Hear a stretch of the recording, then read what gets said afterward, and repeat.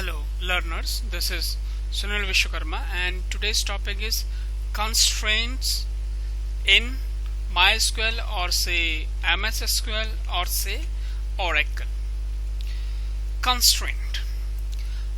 If you talk about meaning of constraint, that is some restrictions or say limitations. It means if you use some rules and set of conditions that help to maintain accuracy and integrity of data inside the table, then we must follow those constraints if they help. MySQL constraints are used to define some rules. With the help of these constraints, we can set or say to limit our data or to set some checkpoints now to maintain integrity and accuracy of data. Limit the data that can go into a table, यानी कि जो table के अंदर जो data जा रहा है उस पे हम कुछ रिस्ट्रिक्शंस लगा सकते हैं. फॉर एग्जांपल कि फोन नंबर 10 कैरेक्टर से ना नीचे हो ना अप हो, ये एक रिस्ट्रिक्शन हो गया. कोई भी पासवर्ड आपका 4 कैरेक्टर से अप या डाउन नहीं होना चाहिए, एग्जैक्ट 4 कैरेक्टर होना चाहिए. या हम बात करें कि जब हम बात कर रहे हैं अमाउंट की, तो अमाउंट कभी भी आपका नेगेटिव नहीं होना चाहिए. तो इस तरह से चेक पॉइंट हम लगा सकते हैं. कोई भी वैल्यू अगर एंटर करे और उसके अंदर पॉजिटिव ही नंबर्स आने हैं तो पॉजिटिव ही नंबर जाए, कोई पर्सन उसमें नेगेटिव नंबर ना भेज पाए. तो इस तरह से हम क्या करते हैं, चेक पॉइंट लगाना स्टार्ट कर देते हैं. तो आज का सेशन उसी के ऊपर है कि how to use these constraints और से लिमिट्स और से check points. So first checkpoint is default constraint. The default constraint. Sometimes क्या होता है कि यूजर कभी कभार किसी पे वैल्यू पुट करना भूल जाता है, या हम नहीं चाहते कि यूजर उसके ऊपर वैल्यू पुट करे.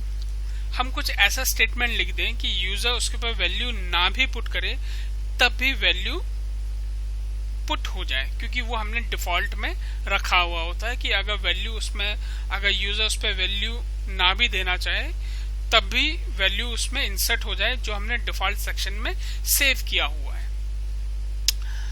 The default constraint provides a default value. See the word, it provides a default value to a column when the insert into statement does not provide a specific value. यानी कि जब हम insert statement या value को insert करा रहे हैं, यहाँ पे अभी बात हमारी न्यू इंसर्ट की हो रही है. जब हम डेटा एक नया रो इंसर्ट कराते हैं उसके अंदर कुछ हम वैल्यूज पुट करते हैं और किसी कॉलम में कोई वैल्यू नहीं दी है या नहीं देना चाहता है यूजर, तब भी हम चाहते हैं कि उसमें कुछ डिफॉल्ट वैल्यू आए. या हम नहीं चाहते कि यूजर उसमें कोई वैल्यू डाले, तब भी कुछ वैल्यू उसमें डिफॉल्ट आए या रहे, तो उसको हम डिफॉल्ट सेक्शन में लिखते हैं. एग्जाम्पल देख लेते हैं यहाँ पे. The example is, for example the following SQL creates a new table called customers. ये जो नीचे वाला कमांड है वो एक टेबल क्रिएट कर रहा है एंड एड्स 5 कॉलम्स, यानी इसमें 5 कॉलम मिलेंगे आपको. Here the salary column is set to 5000 by default. It means कि अगर कोई पर्सन सैलरी अमाउंट डालना भूल जाता है तब भी 5000 मिनिमम अमाउंट उसमें जाएगा ही जाएगा ना. This is called by default. So in the case of insert into statement does not provide a value for this column, अगर वैल्यू नहीं प्रोवाइड करवाता है, then by default this column would be set to ₹5000. तब भी उसमें वो 5000 जाएगा ही जाएगा. तो चलिए फिर बनाते हैं, इसके ऊपर काम करना शुरू करते हैं. हमने ये टेबल कॉपी किया, यहाँ गए। आज एक और चीज सीख जाएंगे कि अगर कोई टेबल है उससे आप किस तरह से टेबल क्रिएट कर सकते हैं with the help of notepad. हमने एक बनाया, ये सिंगल लाइन में किया, आईडी, ये इसका इंटीजर है, नॉट नल रखा हमने इसको। यहाँ हमने किसी को भी प्राइमरी की नहीं बनाया है, कोई बात नहीं। नेम वेयर का 20, ये भी हमारा नॉट नल है। नॉट नल भी हमारा क्या है, कंस्ट्रेंट है, यानी कि इसकी वैल्यू को हम नल नहीं रख सकते हैं। एज भी, इसके ऊपर भी हमारा कंस्ट्रेंट सेट है नॉट नल का। तो नॉट नल का मतलब होता है कि हम उस कॉलम को ब्लैंक नहीं रख सकते, ये मतलब होता है नॉट नल का। Address 25, then we have salary column, यहां पे आ गए हम सैलरी कॉलम। देखिए लिखने का तरीका देखिए,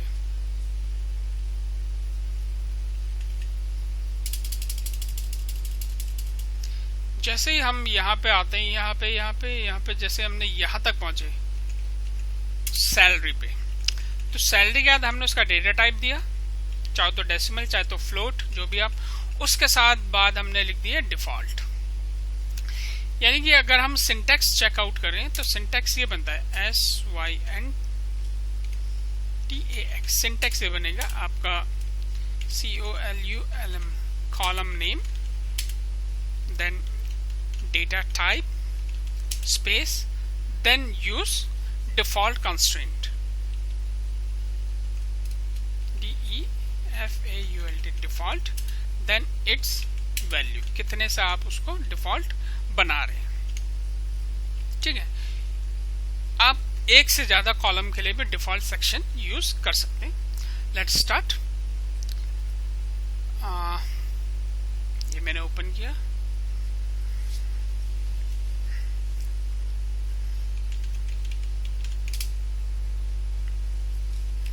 let's create another database, create database. I'm going to use sun, use sun sun, then I'm going to create this table.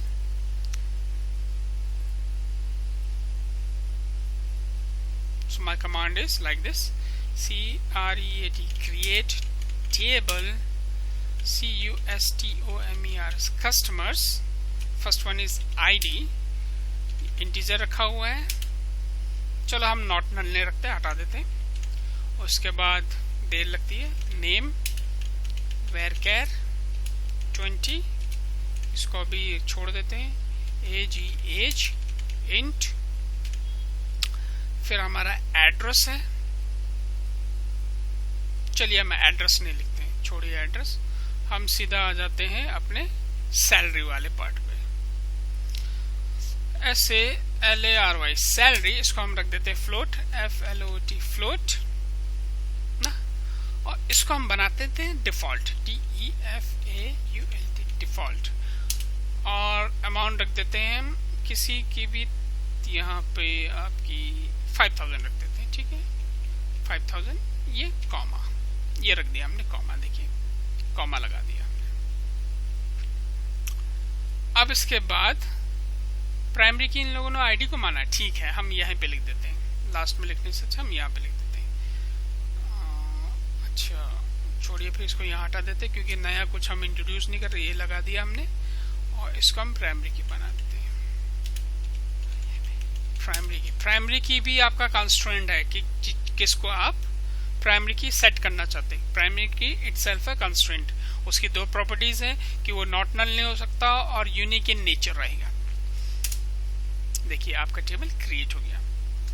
Let's insert a data in SERT, insert, first check out its description, DESC customers. This is my description about 1 2 3 4 4 fields are there. So I'm going to introduce new data in SERT, insert into customers values. First one is ID, I'm going to use 01, अच्छा integer है तो 1, then next is name. I'm going to use Devraj. Then next is age, integer type, 25. Then I'm going to provide salary, 35,000, 36,000. ये provide करवा दिया है. Next time कि अगर मैं ये वैल्यू डालना भूल जाता हूँ,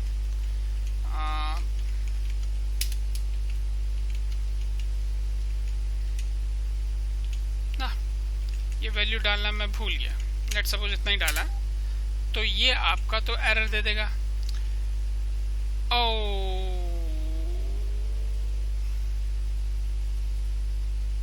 यहाँ पे ये केस नहीं चलेगा.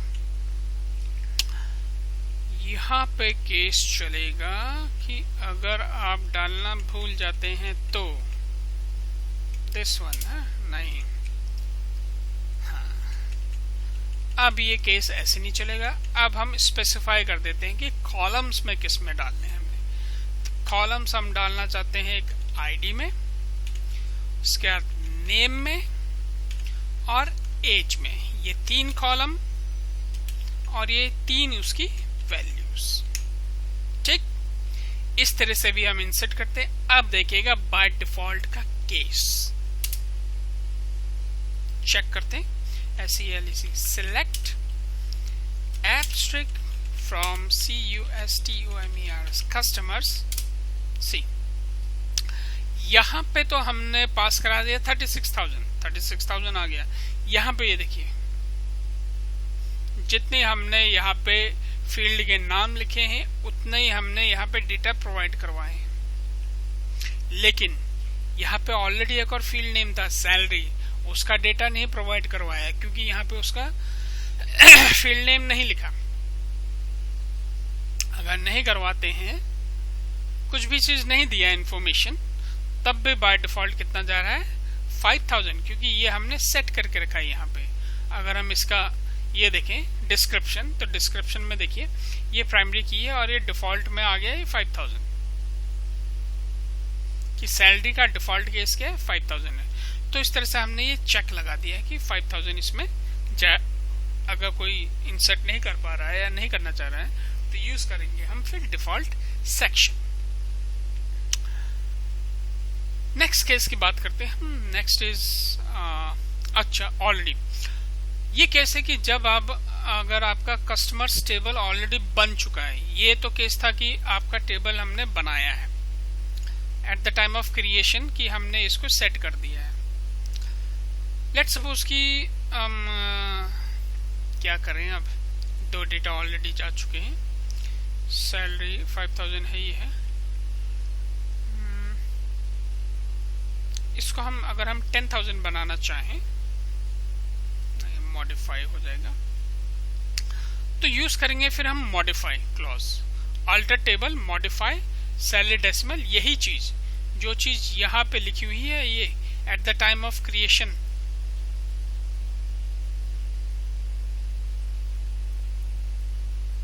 देखिए जो स्टेटमेंट यहां से लेकर यहां तक लिखा है at the time of creation,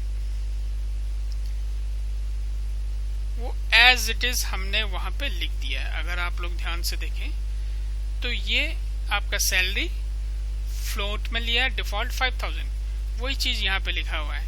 salary decimal हमने फ्लोट लिया तो ये डेसिमल लिया डिफॉल्ट 5,000. उससे पहले alter table, table name, modify clause, क्योंकि हम उसे मॉडिफाई कर रहे हैं डेटा टाइप के साथ.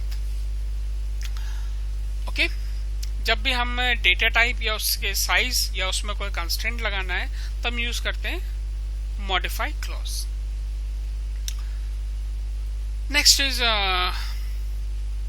check constraint. Next constraint is check constraint. What is does? Let's read the condition statement. The check constraint enables a condition to check the value being entered into a record.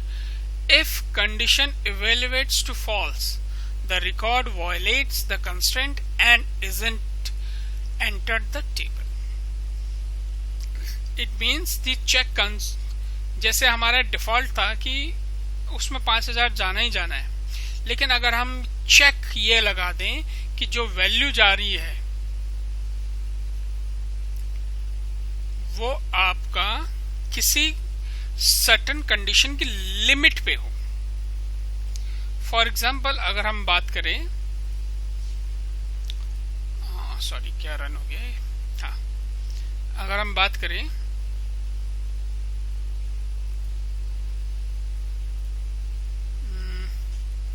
As की, तो हम इसके ऊपर एक condition ये लगा सकते हैं कि एज जो भी हम एंटर करें वो ग्रेटर देन 18 हो। ये चेक लगाना हो गया। बाय डिफॉल्ट क्या है कि एज आपकी 18 हो, ये बाय डिफॉल्ट केस हो गया। अगर हम कोई भी ऑपरेटर का यूज नहीं करते हैं तो फिर वो आपका क्या हो जाएगा, डिफॉल्ट वाले केस में चला जाएगा। अगर हमने यहाँ पे एज और लिख दिया इंट और लिख दिया डिफॉल्ट 18, तो अगर हम किसी में भी डालें एज, अगर हम एज 9 डाल रहे हैं तब भी वो 9 एक्सेप्ट कर लेगा। लेकिन अगर हमने लिखा है age int check age greater than 18, it means फिर उसमें ये 9 एंटर नहीं होगा। तो ये हो गया आपका चेक करना।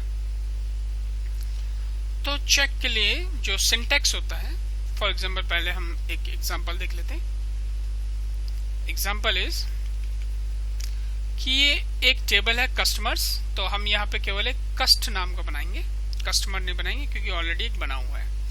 उसके अंदर भी ये सेम तरह का वो है, 5 कॉलम्स रहेंगे। हमको ये चेक करना है कि किसी की भी एज 18 से बिलो ना हो, उनकी एंट्री ना करे, यानी कि एज 18 के ऊपर हो तभी वो एंट्री ले या बराबर हो, अदरवाइज वो एंट्री ना ले। समझ गए? चलिए फिर स्टार्ट करते हैं।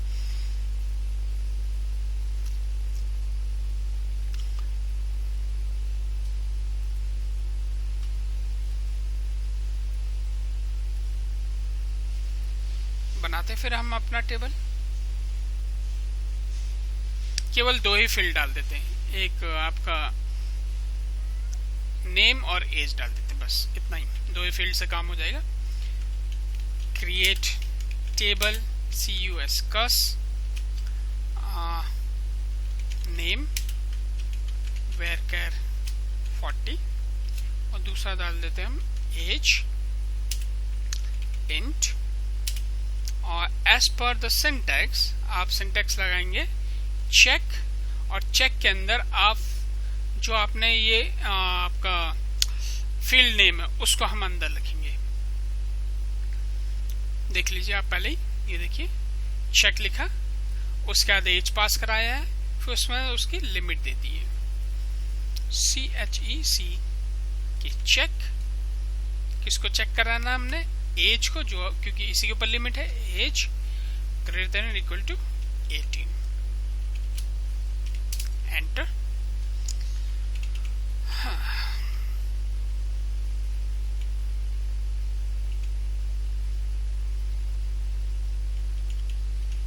ये मैं एंटर कर रहा हूं, केवल नेम जाएगा और 835 है CUST, अच्छा कस है ना, कस, एंटर हो गया। लेट्स सपोज कि मैं यहाँ डाल देता हूँ अब 9, यहाँ डाला मैंने देव है,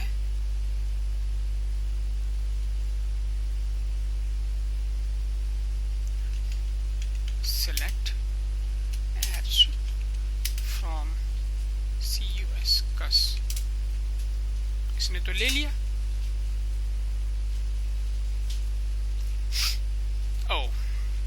एक बात मैं बताना भूल रहा हूं, कि कभी कभार MySQL का जो ये कॉन्सेप्ट है चेक कंस्ट्रेंट, ये MySQL पे कभी कभार रन नहीं करता है। लेकिन यही चीज अगर हम Oracle पे करें, क्योंकि मुझे याद आ गया अचानक से, पहले भी मैंने किया हुआ है, लेकिन अगर हम यही चीज अगर हम Oracle पे करें, MS SQL पे करें, तो चेक कंस्ट्रेंट काम कर जाता है। बस मेरा मानना यह है कि यहाँ पे जो कॉन्सेप्ट है चेक कंस्ट्रेंट, यह आपका एक लिमिट तय कर देता है कि इससे अबव ही जाए या इन बिटवीन दिस, तो हम ये सेट कर सकते हैं। हालांकि चेक कंस्ट्रेंट MySQL पे वर्कआउट नहीं करता है, लेकिन बाकी डेटाबेसेस पे ये बाकी डेटाबेस के जो सॉफ्टवेयर्स हैं उनके ऊपर वर्कआउट करता है, जैसे Oracle हो गया, MS SQL हो गया, ठीक है, इनके ऊपर ये वर्कआउट करता है। ओके, नेक्स्ट देखते हैं। नेक्स्ट इज फॉरेन की। ये मैं पहले भी बता चुका हूं कि फॉरेन की के ऊपर हम किस तरह से क्रिएट करते हैं, क्योंकि इससे पहले जो हमारा वीडियो था वर्किंग ऑन 2 टेबल्स, उसमें ये फॉरेन की का कॉन्सेप्ट बताया गया है ना। उसमें यह बताया गया था कि जब टेबल बन जाता है उसके बाद हम किस तरह से करते हैं, फॉरेन की को लगाते हैं ना। Okay students, bye.